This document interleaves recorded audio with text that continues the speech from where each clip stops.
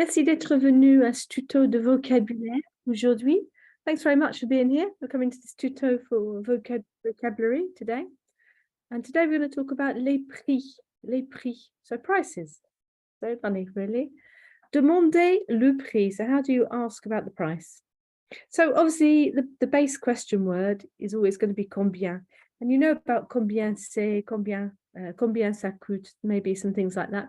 So if you already know those things, that's great. You've banked those, you already know them. And perhaps there's a few more that we can use in addition. So let's have a look to be a bit more specific.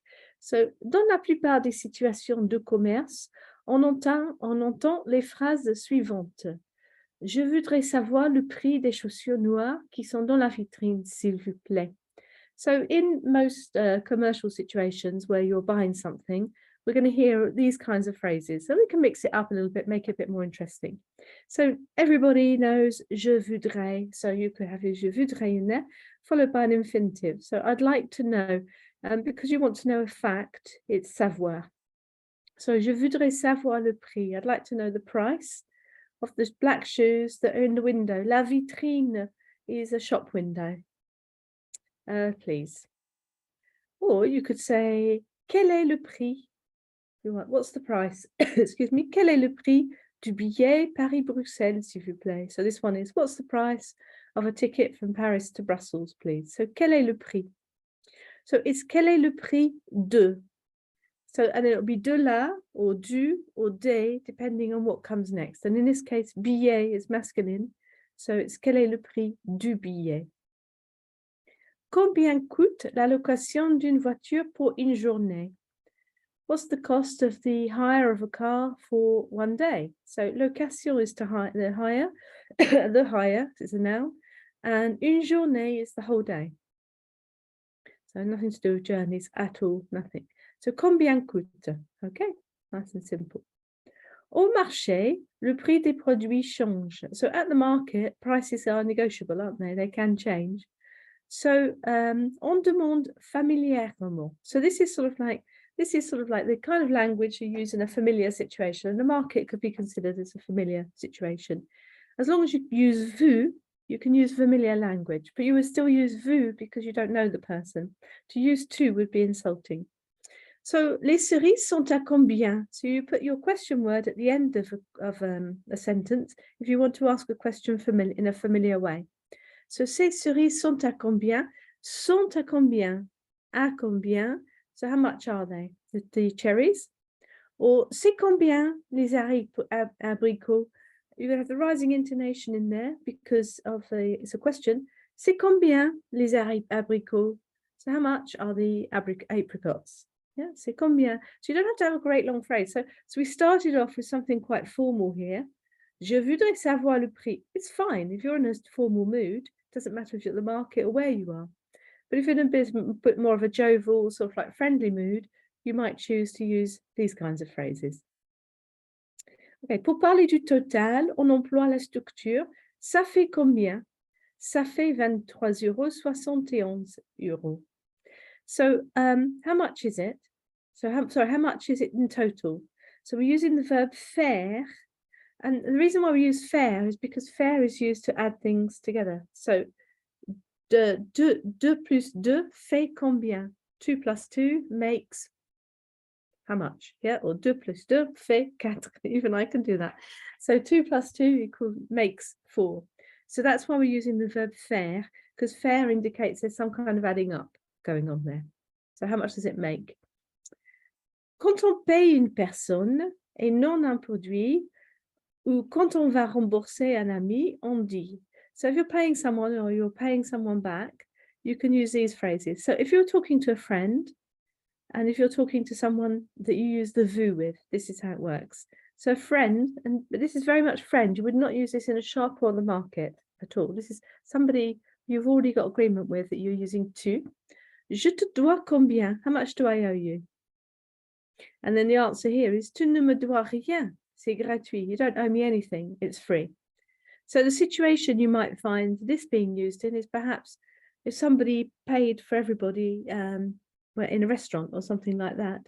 They say, well, how much do I owe you? Or they paid for everyone going into the cinema or something. I say, oh, don't worry, I'm covering it. Yeah? Tu ne me dois rien, c'est gratuit. It's all right. You don't owe me anything.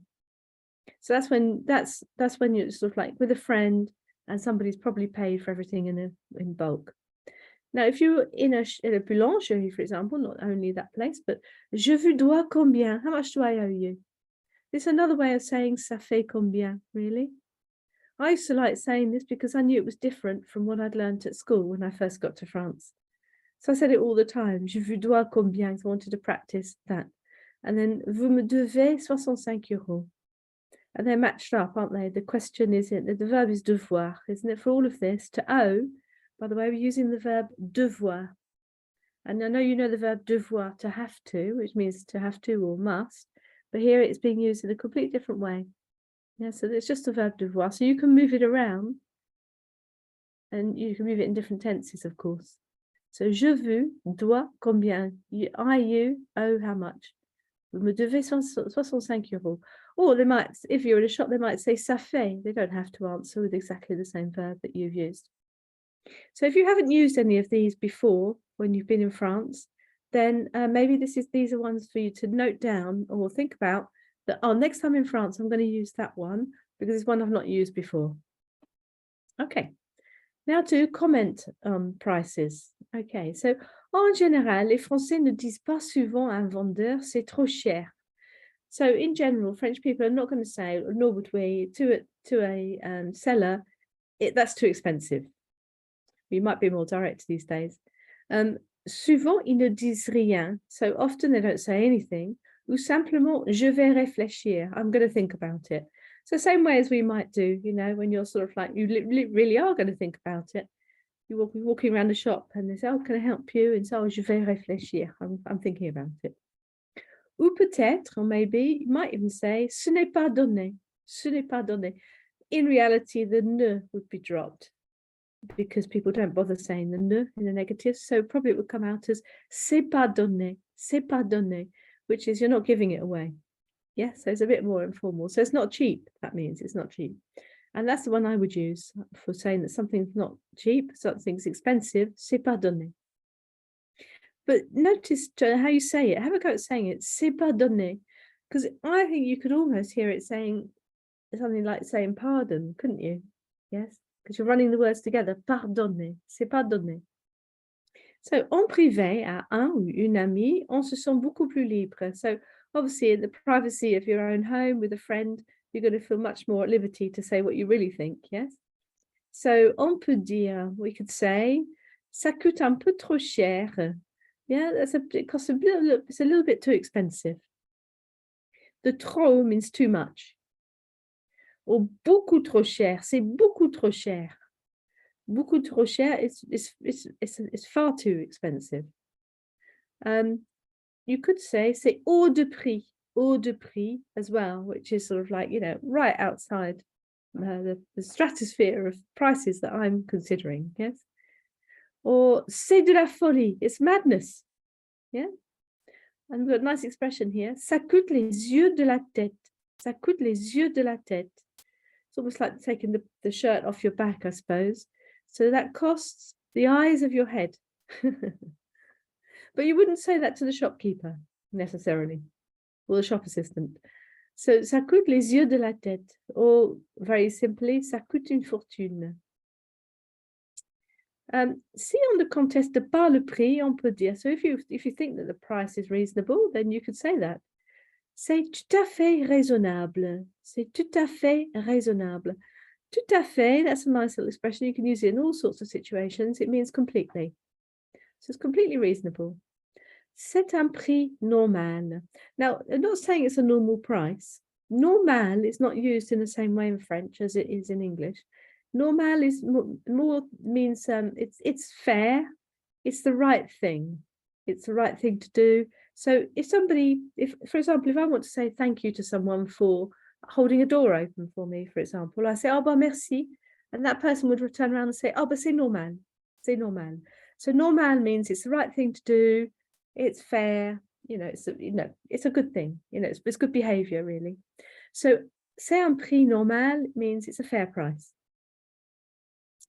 Si on a fait une bonne affaire, si on a trouvé un produit pas très cher, on dit. So de faire again, there's lots of faire in here, yes. Faire une bonne affaire is to get a bargain. And then the opposite of c'est pas donné, is expensive, is c'est donné. So that's pretty cheap.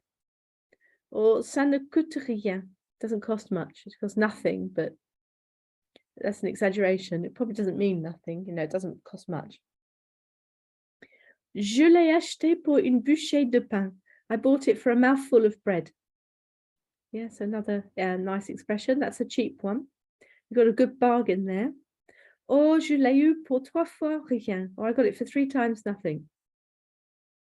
So cheap at twice the price or something like that. Yes. So je l'ai eu pour 3 fois rien. 3 times nothing. Lots of great expressions here, aren't there? Okay, le service. Dans la plupart des grands magasins, so un grand magasin would be the equivalent of something like Harrods or Parvinex or John Lewis, big department stores. That's a grand magasin. It's not a supermarket, even though they are quite big. Il existe un service après-vente. So this is the after sales service, customer service, qui assure la réparation et l'entretien des appareils, which ensures the repairs and the maintenance of equipment that's sold there. Si on est mécontent d'un produit, on peut faire une réclamation. So if you're not happy with a product, you can take it back and get a réclamation, which would be a refund. Or you might get a replacement, but something will happen, you know, to sort it out. Dans les grands magasins et les grandes surfaces. Now, les grands magasins are like John Lewis, those kinds of shops. Les grandes surfaces is any large shop. So that is when you can count the supermarket, Monsieur Bricolage, Leroy Merlin, you know, all those big out of town, big spacious shops that are called les grandes surfaces because literally they take up a lot of space. Yeah, surface is area. So the big areas, that literally means. Il est possible de changer, échanger ou se faire rembourser un produit, mais c'est moins courant que dans d'autres pays. So it's possible to change, exchange, or to have a refund for a product, but it's less common than in other countries. I wonder where they're comparing themselves with. Il faut alors avoir le ticket de caisse ou la facture, un document officiel qui prouve l'achat. So you need either a receipt or an invoice, a bill, some kind of official document to prove your purchase. Good. Okay, right, let's go back. We've got a couple of minutes, so let's make the most of those. So what kind of situation then would we use this then? So les cerises sont à combien? C'est combien les abricots? So what kind of situation would you find yourself where you use that? So I'd say you find that in pretty much any kind of shop or market or whatever situation, but it would just depend on you judging how jovial you want it to be. So a bit jaunty if you're using that. Okay, you'd have to just judge by the person you're speaking to whether or not that would be all right. If you want it to be a bit more formal, then you'd be using this one. Or just go for something neutral. You just say combien or quel est le prix. They're sort of like neutral ones. When we say ça fait combien, what do we mean? What does that mean? Yeah, that's the adding up, isn't it? So that's the total. So there's got to be several products involved, or several items involved. And then what verb does this come from? Je te dois combien? I owe you how much? Je vous dois combien? What's the infinitive? What's the verb that comes from?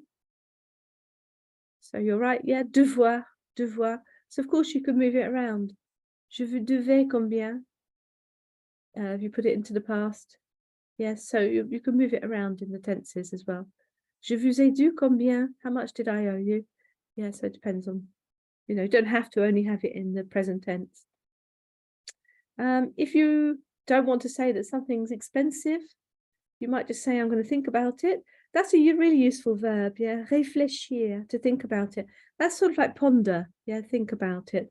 So when you're saying je pense, we say bonne idée or something, I think it's a good idea. That's when you're going to use penser. But when you're thinking about, and you know, there's something going on there and it's a longer time, it's going to be réfléchir is the one you're going to do. And if you think it's expensive, you're going to say c'est pas donné, c'est pas donné. If you think it's a good deal, what would you say the opposite? Yes, c'est donné. And just to finish up, just remember that normal means fair, and you can use it in all sorts of situations.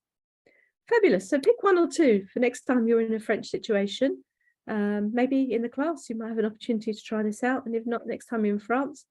And go outside your comfort zone a little bit. Don't just ask for combien. Bravo. Merci beaucoup. C'est superbe de vous trouver ici. Et puis à bientôt. Alors, merci. Au revoir. Au revoir.